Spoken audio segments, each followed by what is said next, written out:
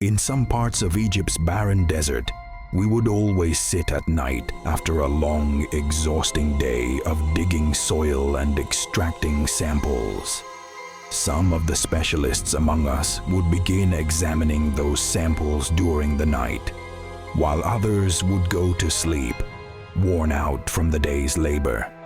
The rest, those who still had some strength left in their heroic bodies, able to endure the long hours, would gather beside the sleeping tents, together with the guards who lit fires for warmth, which also provided light for our nightly talks. Then others would prepare dinner in large pots big enough to fill the stomachs of everyone gathered there. Our head of security ordered some of the soldiers preparing food to bring dinner, so we could enjoy it in this pleasant, lively atmosphere. They obeyed, but less than 2 minutes later, one of them came running toward us, his eyes filled with terror, gasping for breath, speaking so fast and in such confusion that his words sounded like some ancient or Nubian tongue. We rushed to him and tried to calm him down until he finally gathered himself and said that the cooking pot, the large one, had disappeared. Some of us laughed, thinking he was joking, but he swore solemn oaths that the pot had truly vanished. The security officer scolded him harshly. "How could a cooking pot disappear? Surely someone must have hidden it as a prank." The guard began trembling and looking around, saying, "No, sir, it's the Jinn." The officer's blood boiled, and he shouted, "You fool! What Jinn? Don't tell me you believe such nonsense. Go back to the food storeroom and find that pot.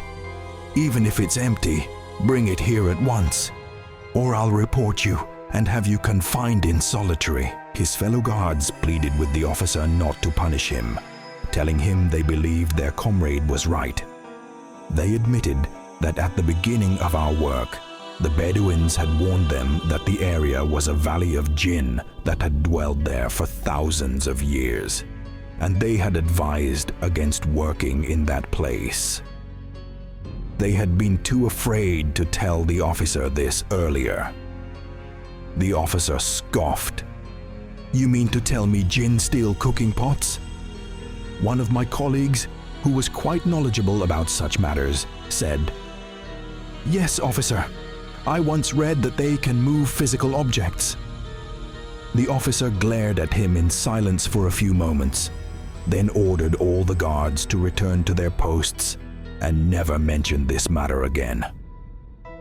The guards obeyed, and we, the research team, began to withdraw one by one to our sleeping quarters, enveloped by a sad silence for the evening and the cheerful dinner that had vanished with the wind. When I reached my sleeping area, I began preparing for bed, turning on the radio to the Quran station. However, I kept hearing static interference so loud it became unbearable. I attributed it to weak signal reception since we were far from civilization. Every time sleep began to overtake me, I heard knocking on the walls and door that jolted me awake again.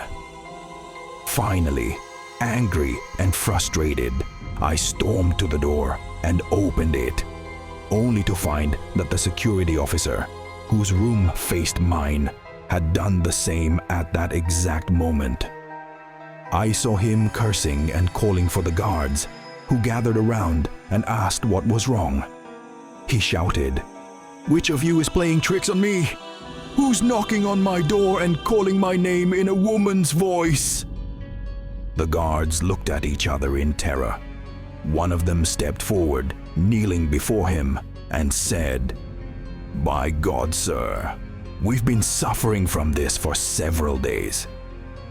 Each of us hears his name called in a voice that sounds like a woman's or a beast's or a hoarse whisper. And whenever we try to tune the radio to the Quran station, the disturbance grows unbearable. But when we switch to music or songs, everything calms down. We were afraid to tell you before, lest you accuse us of madness or punish us. But now, I hope you believe everything we've said." The officer stood silent for several minutes, gazing into the distant desert as though expecting someone or something to appear. His expression changed, showing that he had made up his mind. He finally said, "Very well.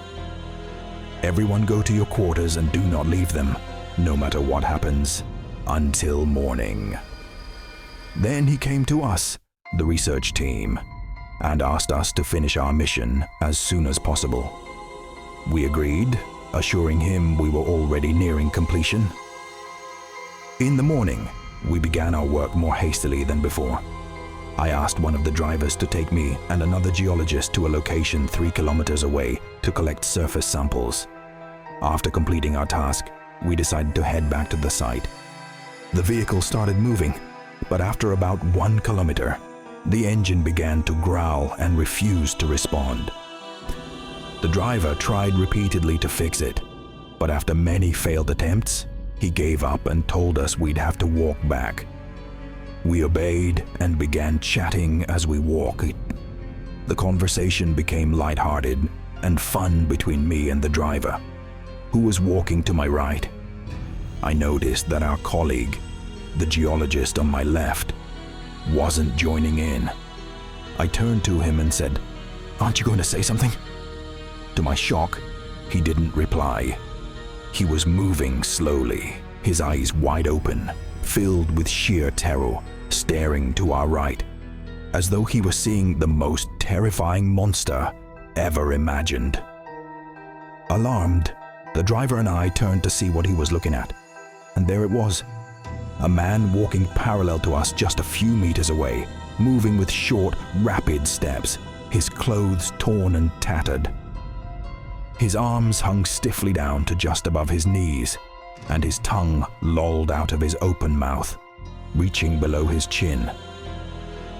His canines were unnaturally long, about 1.5 times the normal length by my estimation. His hair was so short it was almost non-existent. We were frozen in shock.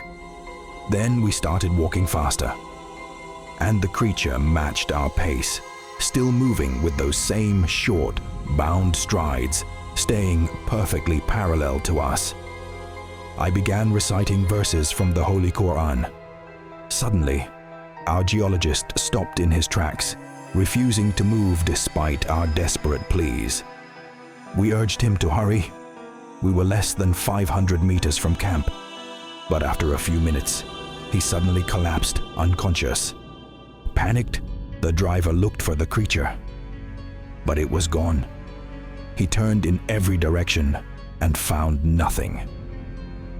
I thanked God and asked him to help me carry our fallen colleague, who was extremely heavy, around 140 kilograms by my estimate. With great difficulty, we carried him back to camp, completely exhausted. The driver quickly alerted one of the guards to fetch the doctor and others to help us. We took him to the site clinic. After 4 hours, he finally regained consciousness. The doctor told us his condition was stable, but that he needed to rest for a while under observation. Following this last incident, 2 days later, we received authorization from our department to leave the site and begin work elsewhere, far away from that place. A Bedouin tribal elder who had come to visit our sick colleague told us that the Jinn only did all this to drive us away from their valley and their kingdom. They did not wish to harm us, only to make us leave so they could live in peace. Don't forget to subscribe to the channel and turn on the notification bell, because what's coming will be even darker.